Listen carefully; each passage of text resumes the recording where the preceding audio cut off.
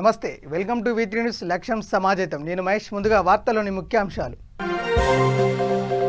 హైదరాబాద్లో కురిసిన వర్షాలకు జలమైన లోతట్టు ప్రాంతాల్లో కేంద్ర మంత్రి కిషన్ రెడ్డి పర్యటన. వరద ప్రభావిత ప్రజలను ఆదుకోవడంలో టీఆర్ఎస్ ప్రభుత్వం అలసత్వం వహిస్తోంది వ్యాఖ్య. 7 ఏళ్ల టీఆర్ఎస్ ప్రభుత్వం హైదరాబాద్ను విషాద నగరంగా మార్చిందన్న ఏఐసీసీ అధికార ప్రతినిధి దాసోజు శ్రవణ్. 2014 వరకు కాంగ్రెస్ ప్రభుత్వాలు హైదరాబాద్ను విశ్వనగరంగా చేశాయని వెల్లడి. హైదరాబాద్లో నిషేధిత గుట్కా ముఠా గుట్టురట్టు చేసిన పోలీసులు. 63,96,000 రూపాయల గుట్కాను సీజ్ చేశామన్న సిపి అంజనీ కుమార్. ఖమ్మం జిల్లా ఎరుపాలెం మండలంలో మదిరా ఎమ్మెల్యే సిఎల్పి నేత బట్టి విక్రమార్క పర్యటన. పంట నష్టపోయిన రైతులకు ప్రభుత్వం నష్టపరిహారం చెల్లించాలని డిమాండ్. పశ్చిమ గోదావరి జిల్లా ఏలూరును ముంచెత్తిన వరదలు.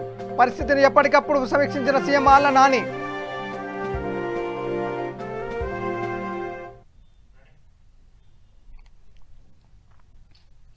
ఇక డీటెయిల్స్లోకి వెళ్తే వరద ప్రభావిత ప్రజలను ఆదుకోవడంలో టీఆర్ఎస్ ప్రభుత్వం అలసత్వం వహిస్తుందని కేంద్ర మంత్రి కిషన్ రెడ్డి ఆరోపించారు. హైదరాబాద్లో కురిసిన వర్షాలకు జలమైన లోతట్టు ప్రాంతాల్లో ఆయన పర్యటిస్తూ బాధితులను పరామర్శించారు. ఈ సందర్భంగా ఆయన మాట్లాడుతూ అసలైన హైదరాబాద్ పూర్తిగా డ్యామేజ్ అయిందన్నారు. మూసీ పరివాహక ప్రాంత ప్రజలు తీవ్ర ఇబ్బందులు పడుతున్నారని ఆవేదన వ్యక్తం చేశారు. వరదలను అంచనా వేయడంలో రాష్ట్ర ప్రభుత్వం విఫలమైందన్నారు.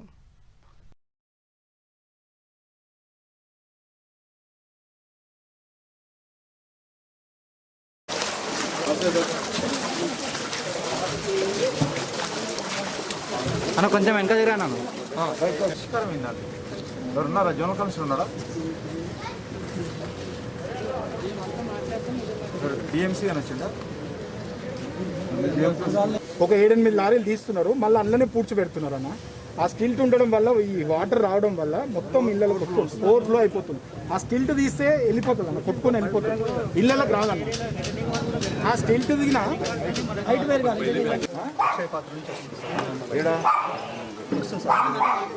ఎప్పుడు వస్తుంది?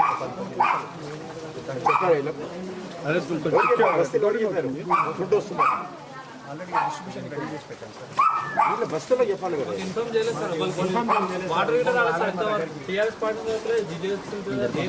పార్టీలు పేరు చేయగలి ఏంటి వాటర్ అయితే మంచి నీళ్ళు రాలేదు మాకు. కాలువల మొత్తం నీళ్ళు ఉన్నాయి.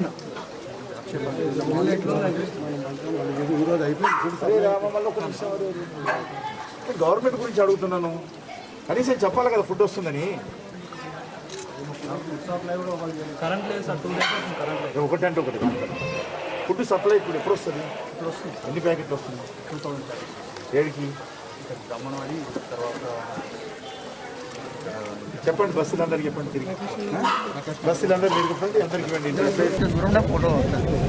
హైదరాబాద్ నగరంలో గత 3 రోజులుగా వస్తున్నటువంటి వర్షం కానీ, గతంలో వచ్చినటువంటి తీవ్రమైనటువంటి వర్షపాతం కానీ, ఈరోజు అనేక బస్తీలలో నీళ్ళు వచ్చి ప్రజలు ఇబ్బంది పడుతూ ఉన్నారు.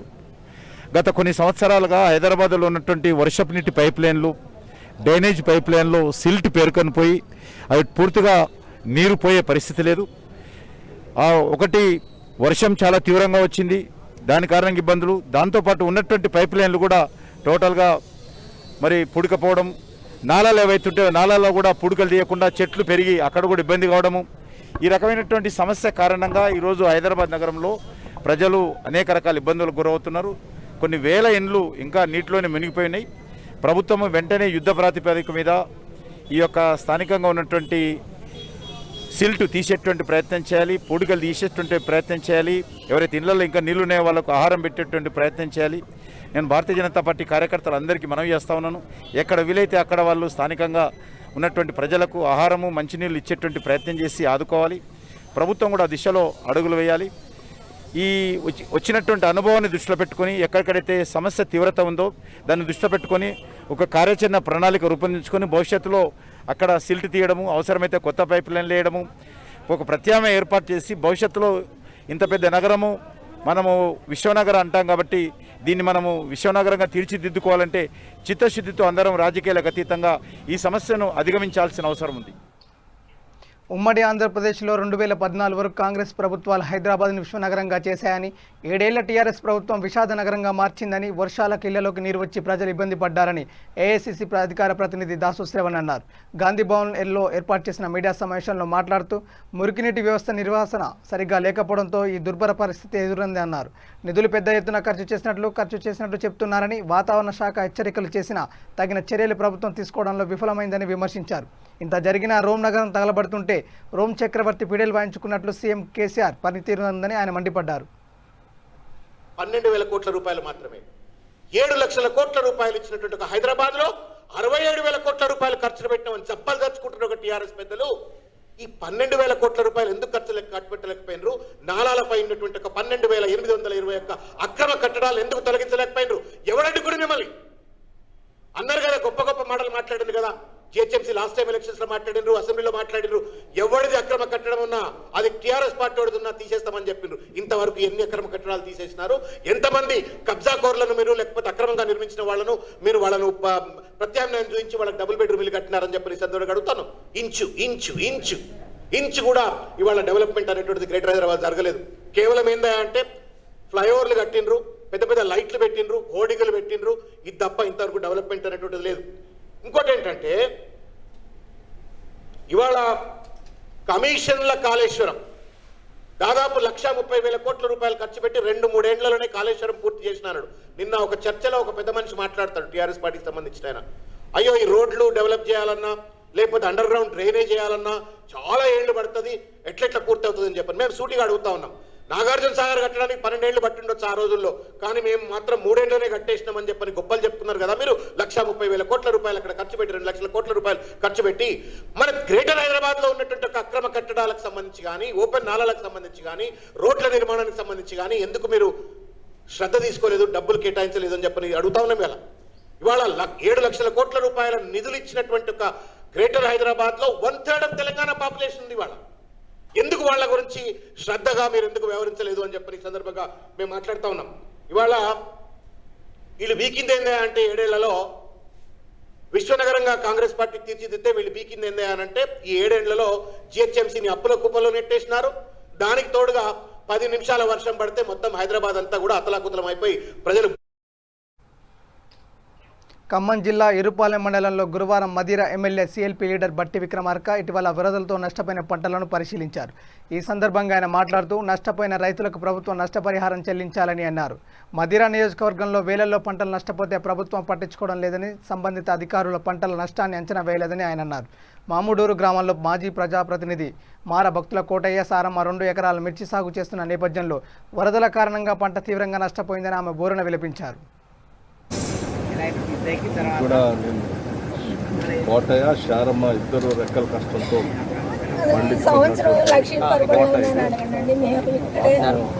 కౌలు తీసుకొని గతంలో పెసర వేసుకున్నారు. పెసర కూడా ఎట్లే వర్షంలో మురిగిపోయింది, అది వర్షం వచ్చి అకాలం. దాని తర్వాత అది తీసేసి మిర్చి వేసుకొని అది కూడా మొక్కలు తగ్గిపోతే ఒక్కొక్క మొక్క 2 రూపాయలు పెట్టుకొని కష్టపడి రెక్కల కష్టంతో కౌలు తీసుకొని చేసుకున్నారు. సడన్గా మొత్తం వరద వచ్చేసి మొత్తం మునిగిపోయింది. ఇప్పుడు దేనికి పనికిరాని పరిస్థితి. వీళ్ళు కౌలు తీసుకొని వాళ్ళు రెక్కల కష్టంతో పండించుకుంటున్న పొలం ఏమి ఆధారం కూడా లేదు. ప్రభుత్వాలు వెంటనే ఇటువంటి గుర్తించి వాళ్ళకి వెంటనే పంట నష్ట పరిహారం, రిలీఫ్ అండ్ రీహాబిలిటేషన్ వెంటనే వాళ్ళ సహాయ చర్యలు చేపట్టాలి. ఇంతవరకు కూడా అధికారులు రాలేదని చెప్తా ఉన్నారు. నేను కూడా అధికారులతో వెంటనే మాట్లాడి సాధ్యమైనంత వరకు వాళ్ళ సహాయం అందుతుంది.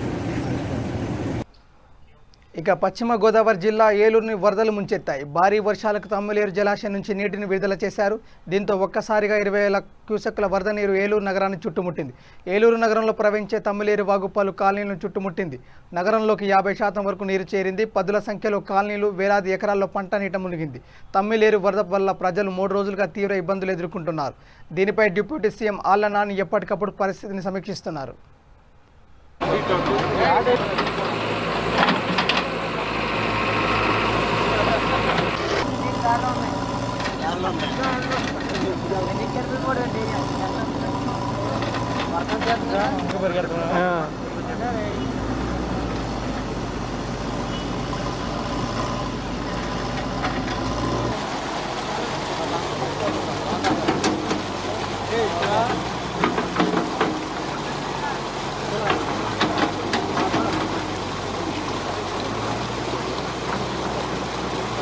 ఆంధ్రప్రదేశ్ రాష్ట్రంలో సైక్లోన్ ప్రభావం వల్ల కురుస్తున్నటువంటి భారీ వర్షాల ప్రభావం వల్ల ముఖ్యంగా పశ్చిమ గోదావరి జిల్లాలో పడుతున్నటువంటి అత్యధికమైనటువంటి వర్షాల కారణంగా మరి తమ్మిలేరు రిజర్వాయర్ పూర్తిగా నిండిపోవటం వల్ల నాగిరెడ్డిగూడెం డ్యామ్ వద్ద ఏలూరు నగరానికి అదేవిధంగా తమ్మిలేరు పరివాహక ప్రాంతమైనటువంటి దెందులూరు అసెంబ్లీ నియోజకవర్గం దానితో పాటు ఏలూరు నగరానికి కూడా మరి వరద ముంపు పొంచి ఉన్న కారణంగా ఇప్పుడు ఎందుకంటే ఇప్పుడే అధికారులందరూ కూడా చెప్తూ ఉన్నారు ఇప్పటికే 13,000 క్యూసెక్కులు ఇప్పటికే తమ్మిలేరులోకి వదలటం జరిగింది తమ్మిలేరు రిజర్వాయర్ ద్వారా.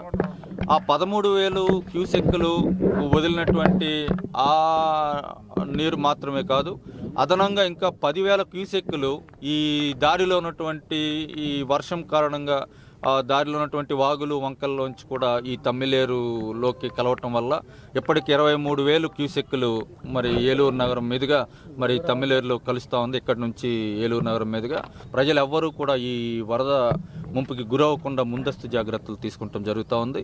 ఈ కార్యక్రమంలో భాగంగానే ఇక్కడ ఏలూరు నగరంలో మరి 2 చోట్ల గండి కొట్టడానికి ఇప్పుడు అధికారులందరూ కూడా తగినటువంటి ఏర్పాట్లు చేస్తూ ఉన్నారు.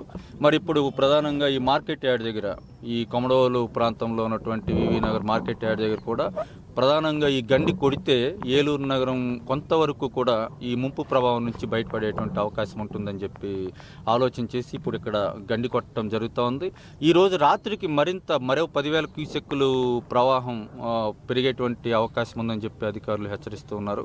ప్రజలను ఎవరిని కూడా ఆందోళన చెందవలసినటువంటి అవసరం లేదు. ప్రజలు ఎవరికీ కూడా ఇబ్బంది లేకుండా ఎవరికి కూడా ఎటువంటి నష్టం జరగకుండా చూడవలసినటువంటి అవసరాన్ని మాకు చెప్పి మమ్మల్ని అందరినీ కూడా ప్రాంత ప్రజలకు అండగా ఉండమని మమ్మల్ని అందరినీ కూడా నన్ను దెందులూరు శాసనసభ్యులు అబ్బాయి చౌదరి గారిని మమ్మల్ని అందరినీ కూడా ఆదేశించడం జరిగింది.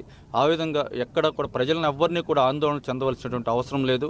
ఈ వరద ప్రభావం అంతకుముందు వచ్చినటువంటి వరద కన్నా ఏలూరు నగరానికి వచ్చినటువంటి వరద కన్నా కూడా కొంత ఎక్కువగానే వచ్చేటువంటి అవకాశం ఉన్నా కూడా అధికారులు మేము అందరం కూడా అప్రమత్తంగా ఉండటం వల్ల ఈ సరైనటువంటి సమయంలో నిర్ణయం తీసుకునే అధికారులు కూడా మరి గండి కొట్టేటువంటి కార్యక్రమాన్ని ఇతరత్ర ఇంకా ఏదైనా కొద్దిపాటిగా ఏదైనా ప్రభావానికి గురైనటువంటి ప్రాంతాలు ఉంటే అక్కడి నుంచి ప్రజలను తరలించే కార్యక్రమం కానీ మరి చాలా బాగా చేస్తూ ఉన్నారు. ఇక భారీ వర్షాల కారణంగా నష్టపోయిన రైతు కుటుంబాలను ఆ రాష్ట్ర ప్రభుత్వం ఆదుకుంటుందని వ్యవసాయ శాఖ మంత్రి కురసాల కన్నబాబు అన్నారు. తూర్పుగోదావరి జిల్లా Kakinada rural FCI colony Janachaitanya Nagar ముంపు ప్రాంతాల్లో పర్యటించిన ఆయన వరద పరిస్థితులపై ఎప్పటికప్పుడు సీఎంని అడిగి తెలుసుకుని సమీక్షిస్తున్నట్లు తెలిపారు. కాకినాడ రూరల్లో 40 కాలనీలు ముంపుకు గురయ్యాయని, దాదాపు 70,000 మంది ముంపులో జీవిస్తున్నారు. రిజర్వాయర్ల నుండి విడుదలైన వరద నీరు భారీ వర్షాల కారణంగా జిల్లా తీవ్రంగా దెబ్బతిందని, 1,000 ఎకరాల్లో పంట నష్టం జరిగింది. వ్యవసాయ ఉద్యానవన పంటల నష్ట అంచనాలను రూపొందించేందుకు బృందాలను ఏర్పాటు చేశాం. ముంపు ప్రాంతాల్లో ఉన్న ప్రజలకు తాగునీరు అందేలా చర్యలు తీసుకుంటున్నాం. జిల్లాలో మేజర్, మైనర్ డ్రైన్లలో వరద నీరు అధికంగా ప్రవహించడం వల్ల ముంపు సమస్య వచ్చిందని, వరదలు తగ్గిన తర్వాత డ్రైన్ ఆక్రమణ తొలగింపుపై కఠిన చర్యలు తీసుకుంటామని మంత్రి పేర్కొన్నారు.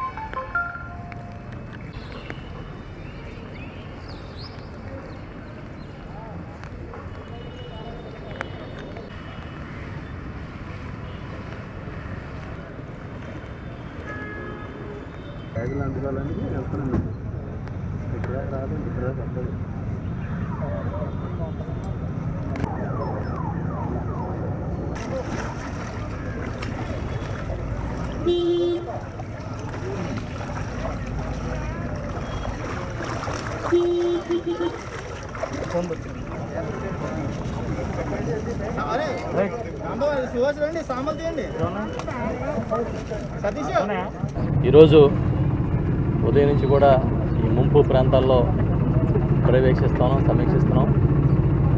తూర్పుగోదావరి జిల్లా ఈ భారీ వర్షాల కారణంగాను రిజర్వాయర్లకు గేట్లు ఎత్తడం తదితర అంశాల వల్ల తీవ్రంగా దెబ్బతింది. గౌరవ ముఖ్యమంత్రి జగన్మోహన్ రెడ్డి గారు ఎప్పటికప్పుడు పరిస్థితిని అడిగి తెలుసుకుంటున్నారు, సమీక్షిస్తూ ఉన్నారు. నిన్న సమీక్షలో కూడా మాకు చాలా స్పష్టంగా చెప్పారు, ప్రతి ఒక్క రైతుని కానీ ప్రతి ఒక్క బాధిత కుటుంబాన్ని కానీ ఆదుకుంటాం. ఈ రోజున సీజన్ అంతా బాగుందనుకునే సమయానికి ఈ విధంగా తీవ్ర నష్టాలు పాలైన పరిస్థితి వచ్చింది. ఈ ఒక్క తూర్పుగోదావరి జిల్లా చూసుకున్నా కూడా వేలాది ఎకరాల్లో పంటలు నష్టపోయింది.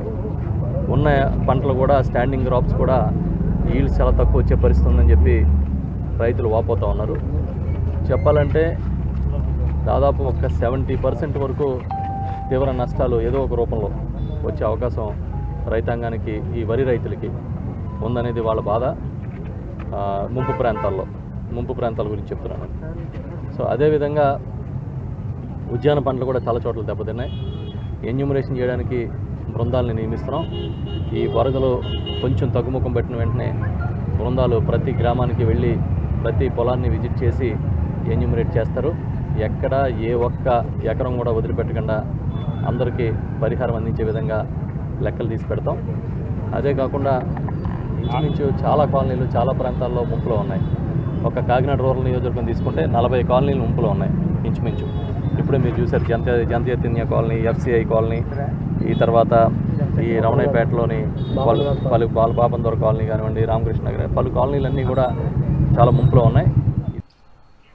మంజీరా పరివాహక ప్రాంతాల్లో కురుస్తున్న వర్షాలకు తోడు సింగూరు గేట్ల ఎత్తడంతో నిజాం సాగర్ ప్రాజెక్టు వరద పోటెత్తింది. నిన్న మొన్నటి వరకు ఆశించిన నీరు లేక వెలవెలబోయిన జలాశయం ఇప్పుడు నిండుకుండగా మారింది.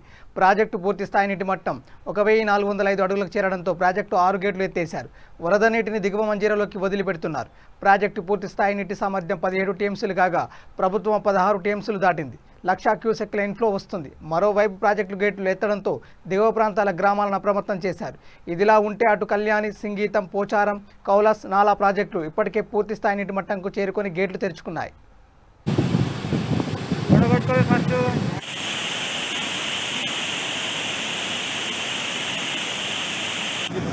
ఇప్పుడు 15.2 టీఎంసీ ఉందండి కెపాసిటీ. మన పైనుంచి 1,00,000 క్యూసెక్స్ వస్తూ ఉంది. ఇప్పుడే జస్ట్ కిందకి 45,000 రిలీజ్ చేస్తున్నాము. మనకి ఫ్లడ్ రిసీడ్ అయిన దాకా మనం దానికి ప్రపోర్షనేట్గా వాటర్ రిలీజ్ చేస్తూ మనం 17.8 టీఎంసీ ఏదైతే ఫుల్ కెపాసిటీ ఉందో ఫుల్ కెపాసిటీకి రిజర్వాయర్ బిల్డ్ చేస్తాము. యాక్చువల్గా మన ప్రీవియస్గా 2016లో ఫస్ట్ టైం, 2016 తర్వాత మన 4 years తర్వాత ఇప్పుడే మళ్ళీ మనం ఈ ఫ్లడ్స్ మనకు రావడం జరిగింది. చాలా ఆనందదాయకమైన విషయం. సో ఈ వాటర్ని మనము ఇది ఇప్పుడు మనం రిలీజ్ చేసే వాటర్ నుంచి రిలీజ్ చేస్తున్న వాటర్ అంతా కూడా మధ్యలో ఉన్న హల్దీ రివరు, గన్పూర్ దగ్గర ఉన్న నక్కవాగు, ఇవన్నీ కూడా మొత్తం అన్నీ కలిపి మనకి ఇప్పుడు జస్ట్ 1,00,000 వచ్చింది. ఈ క్యాజువల్గా ఈ కిందకి మేము ప్లాన్ చేసి కిందకి రిలీజ్ చేస్తాం. ఎన్ని వరద గేట్లు ఓపెన్ చేసి ఇప్పుడు ఫస్ట్ టైం వచ్చేసి 6 ఓపెన్ చేసి 45 రిలీజ్ చేద్దాం అనుకుంటున్నాం. ఇక పైన వచ్చే వాటర్ ఫ్లోని బట్టి మానిటర్ చేస్తే మిగిలినవి కూడా ఆపరేట్ చేస్తాం. మనకు 3 స్పిల్వేస్ ఉన్నాయి కాబట్టి మనకి ఎంత వచ్చినా ఏం ప్రాబ్లం, మనం ఆపరేట్ చేస్తాం.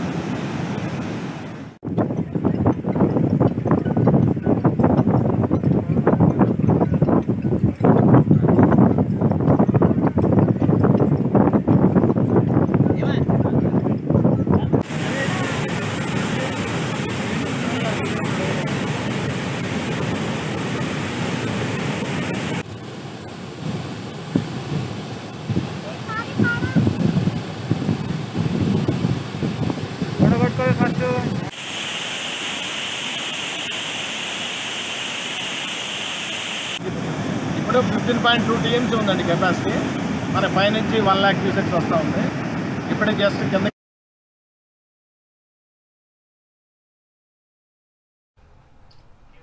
అబ్దుల్లాపూర్ మెట్టు మండలం ఇంజాపూర్ వాగులో 2 యువకులు మృతదేహాలు లభ్యమయ్యాయి. మృతులు తొర్రూరు గ్రామానికి చెందిన ప్రణయ్ 19 సంవత్సరాలు, ప్రదీప్ 16 సంవత్సరాలుగా గుర్తించారు. మంగళవారం సాయంత్రం తొర్రూరు గ్రామం నుండి ఇంజాపూర్కు పానీపూరి తినడానికి వెళ్తుండగా వారు 2 వాగులో కొట్టుకుపోయారు. స్థానికుల సహాయంతో మృతదేహాలను వెలికితీసి పోలీసులు ఉస్మానియా మార్చుకు తరలించారు. చూడ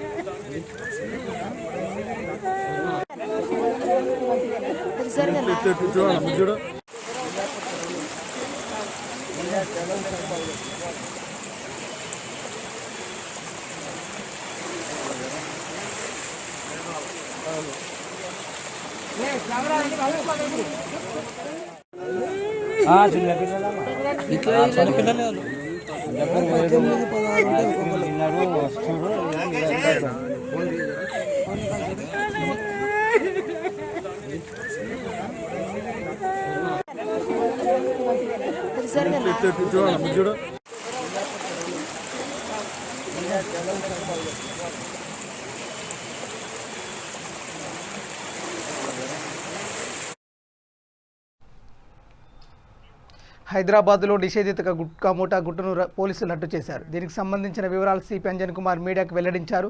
63,96,000 రూపాయల గుట్కాను సీజ్ చేశామని తెలిపారు. మొత్తం 41 గుట్కా బ్యాగ్స్ స్వాధీనం చేసుకున్నామని, హిందుస్థాన్ ట్రాన్స్పోర్ట్ నుంచి తరలిస్తున్న 10 గుట్కా బ్యాగులను కూడా పట్టుకున్నామని సిపి తెలిపారు. నార్త్ జోన్ టాస్క్ ఫోర్స్ పక్కా సమాచారంతో అక్రమంగా గుట్కా తరలిస్తున్న ముఠాని పట్టుకున్నారు. మిర్జాల్ ఫజిల్ హుస్సేన్, దస్తగిరి అబ్బాస్ ఇద్దరు నిందితులను అరెస్ట్ చేశామన్నారు. దీని వెనుక ఉన్న అసలు సూత్రధారులను కూడా త్వరలో పట్టుకుంటామని అంజన్ కుమార్ వెల్లడించారు. ట్రాన్స్పోర్ట్ పేరుతో గుట్కాను సరఫరా చేసే కఠిన చర్యలు తీసుకుంటామన్నారు.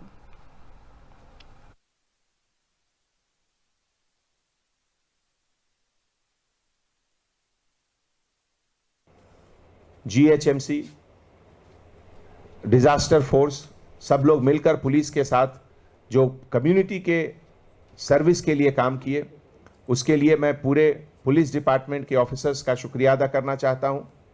पिछले 2-3 दिनों में ज़्यादा से ज़्यादा ऑफिसर 24 आवर्स से ज़्यादा लगातार काम करते रहे। ऑफिस में, फील्ड में, ऑफिस से कोऑर्डिनेट करते रहे और पब्लिक को मिनिमम इनकन्वीनियंस हो, इसके लिए मेहनत करते रहे। करीब 200 से ज़्यादा फ़ोन कॉल तो मुझे पब्लिक से आया अभी तक, जिसमें कि हमारे कांस्टेबल ऑफिसर्स के नाम को लेकर लोग बता रहे थे कि उन्होंने बहुत अच्छा काम किया सेफ्टी एंड सिक्योरिटी के लिए, रेस्क्यू एंड रिलीफ के लिए, खुद अपने गहरे पानी में जाकर लोगों को बचाए, लोगों को ज़्यादा दिक्कत न हो उसके लिए किए। तो जैसा कि हम हमेशा कहते हैं कि कितना भी बड़ा पुलिस फोर्स हो, कितना भी ज़्यादा टेक्नोलॉजी हो, लेकिन पुलिसिंग पुलिसिंग का जो सोल है, जो आत्मा है, वो है सेंसिटिविटी। और ये सेंसिटिविटी हर एक ऑफिसर्स में हैदराबाद सिटी पुलिस के कितना भरा हुआ है, कितना अच्छे तरीके से है, इसका एक बेहतरीन नमूना पिछले 3 दिनों में हमारे सभी ऑफिसर ने पेश किया।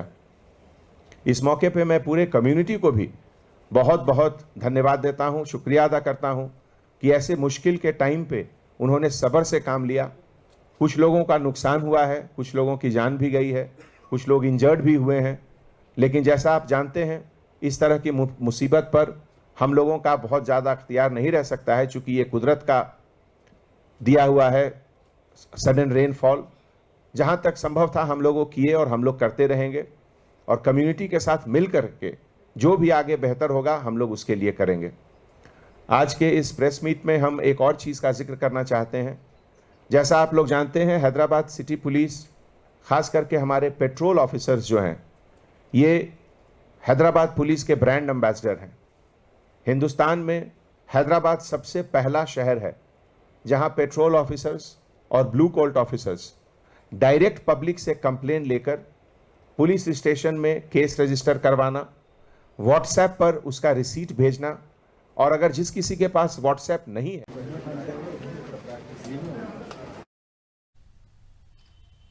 ఇక ప్రేమోన్మాదానికి యువతి బలైంది. తన ప్రేమను తిరస్కరించిందని కోపంతో కత్తితో దాడి చేయడంతో తీవ్ర గాయాల పాలైన యువతి చికిత్స పొందుతూ మరణించింది. తర్వాత ఉన్మాది తనను తాను కత్తితో గాయపరుచుకున్నాడు. ఈ ఘటన విజయవాడ మాచవరం పోలీస్ స్టేషన్ పరిధిలోని క్రీస్తురాజపురంలో గురువారం చోటు చేసుకుంది.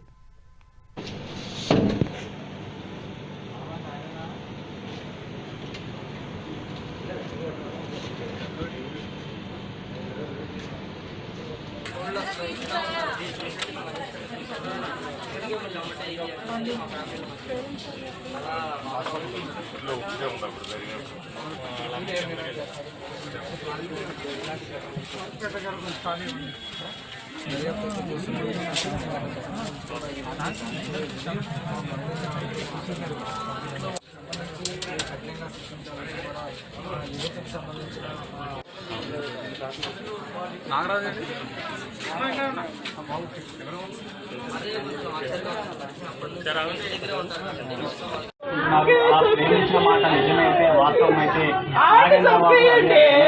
కుటుంబ సభ్యులకు చెప్పాలి, కానీ ఎంతటి దారుణానికి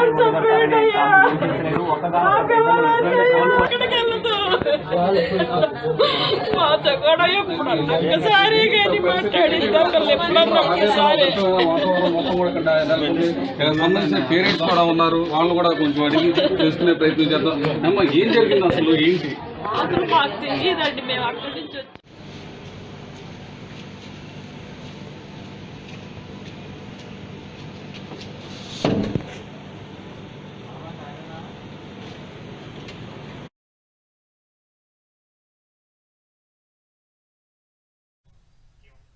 క్రీస్తురాజపురం ప్రాంతానికి దివ్య తేజస్విని అనే యువతి ఇంజనీరింగ్ 3వ సంవత్సరం చదువుతుంది. విజయవాడలో పెయింటర్గా పనిచేసే స్వామి అనే యువకుడు కొంతకాలంగా ప్రేమ పేరుతో వేధిస్తున్నాడు. అయితే అతని ప్రేమను ఆమె తిరస్కరించింది. గురువారం క్రీస్తురాజపురంలోని యువతి ఇంటికి యువకుడు వచ్చాడు. ఈ సందర్భంగా యువకుల మధ్య ఘర్షణ జరిగింది. ప్రేమను అంగీకరించకపోవడంతో దీంతో కోపోద్రిక్తుడైన యువకుడు కత్తితో ఆమెపై దాడి చేశాడు. మెడపై తీవ్ర గాయాలయ్యాయి. రక్తపు మడుగులో కొట్టుమిట్టాడుతున్న యువతిని విజయవాడలోని ఈఎస్ఐ హాస్పిటల్కి తరలించారు. తీవ్ర గాయం కావడంతో గుంటూరు హాస్పిటల్కి తరలించారు. హాస్పిటల్లో చికిత్స పొందుతూ యువతి మృతి చెందింది. కాగా నిందితుడు సైతం యువతిపై దాడి చేసిన అనంతరం ఆత్మహత్యకు యత్నించాడు. తన 2 చేతులను కోసుకోవడంతో అక్కడే కుప్పకూలాడు. నిందితుడు స్వామిని సైతం గుంటూరు హాస్పిటల్లో తరలించగా చికిత్స పొందుతున్నాడు. గత 2 రోజుల క్రితం విజయవాడలో ఇలాంటి ఘటనే ఒకటి చోటు చేసుకుంది. విసన్నపేటకు చెందిన చిన్నారి అనే యువతి విజయవాడలోని ఓ కోవిడ్ సెంటర్లో నర్సుగా పనిచేస్తుంది. హాస్పిటల్కు సమీపంలో ఓ రూమ్ అద్దెకు తీసుకొని స్నేహితులతో కలిసి ఉంటుంది. అయితే గత కొన్ని రోజులుగా ఆ ప్రాంతానికి చెందిన నాగభూషం అనే యువకుడు ప్రేమించాలని వెంటబడ్డాడు. దీనికి ఒప్పుకోలేదు. వేధింపులు భరించలేక పోలీసులకు ఫిర్యాదు చేసింది. ఇకపై వేధించనని చెప్పడంతో కేసును వాపసు తీసుకుంది. సోమవారం రాత్రి సమయంలో విధులు ముగించుకొని వస్తున్న చిన్నారిని అడ్డగించి వాదనకు దిగాడు. పెట్రోల్ పోసి నిప్పంటించాడు. దీంతో చిన్నారి అక్కడికక్కడే మరణించింది. ఆ మంటలు యువకుడికి కూడా అంటుకోవడంతో గాయపడ్డాడు. ప్రస్తుతం గుంటూరులోని ప్రభుత్వ హాస్పిటల్లో చికిత్స పొందుతున్నాడు.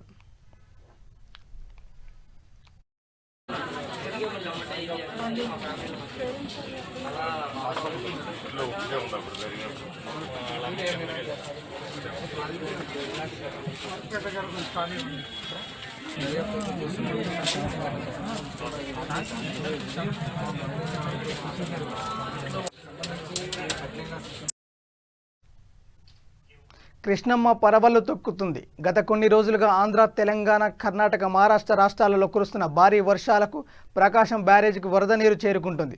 ప్రకాశం బ్యారేజ్ 70 గేట్లను ఎట్టి సముద్రంలోకి నీరు విడుదల చేస్తున్నారు. ఇన్ఫ్లో 7,49,807 క్యూసెక్కులు కాగా అవుట్ఫ్లో 7,46,844 క్యూసెక్కులుగా నమోదవుతుంది. పంట కాలువకు 2,963 క్యూసెక్కులు విడుదల చేసినట్లు అధికారులు వెల్లడించారు. లోతట్టు ప్రాంతాలు ఇప్పటికే జలమయం అయ్యాయి. లోతట్టు ప్రాంత ప్రజలను పునరావాస కేంద్రాలు తరలించినట్లు అధికారులు వెల్లడించారు. ఇప్పటికే 2వ నెంబర్ ప్రమాద హెచ్చరిక జారీ చేశారు. ముందస్తు సహాయక చర్యల కోసం ఎన్టీఆర్ఎఫ్ బలగాలు రంగప్రవేశం చేశాయి.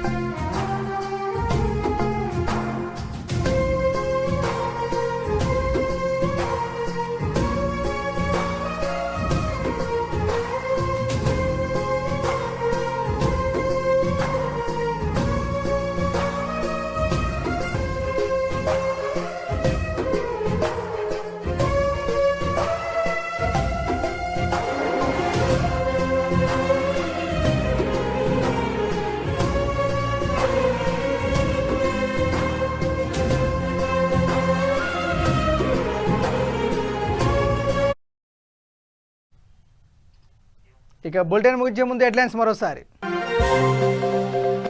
హైదరాబాద్లో కురిసిన వర్షాలకు జలమైన లోతట్టు ప్రాంతాల్లో కేంద్ర మంత్రి కిషన్ రెడ్డి పర్యటన. వరద ప్రభావిత ప్రజలను ఆదుకోవడంలో టీఆర్ఎస్ ప్రభుత్వం అలసత్వం వహిస్తుందని వ్యాఖ్య. 7 ఏళ్ల టీఆర్ఎస్ ప్రభుత్వం హైదరాబాద్ను విషాద నగరంగా మార్చిందన్న ఏఐసిసి అధికార ప్రతినిధి దాసోజు శ్రవణ్. 2014 వరకు కాంగ్రెస్ ప్రభుత్వాలు హైదరాబాద్ను విశ్వనగరంగా చేశాయని వెల్లడి. హైదరాబాద్లో నిషేధిత గుట్కా ముఠా గుట్టు రట్టు చేసిన పోలీసులు. 63,96,000 రూపాయల గుట్కాను సీజ్ చేశామన్న సిపి అంజన్ కుమార్. ఖమ్మం జిల్లా ఎరుపాలెం మండలంలో మదిరా ఎమ్మెల్యే సిఎల్పి నేత బట్టి విక్రమార్క పర్యటన. పంట నష్టపోయిన రైతులకు ప్రభుత్వం నష్టపరిహారం చెల్లించాలని డిమాండ్.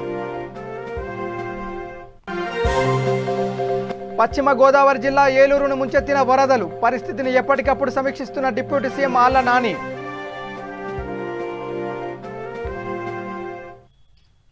ఇవి bulletin updates. Keep watching V3 news. లక్ష్యం సమాజహితం. నమస్కారం.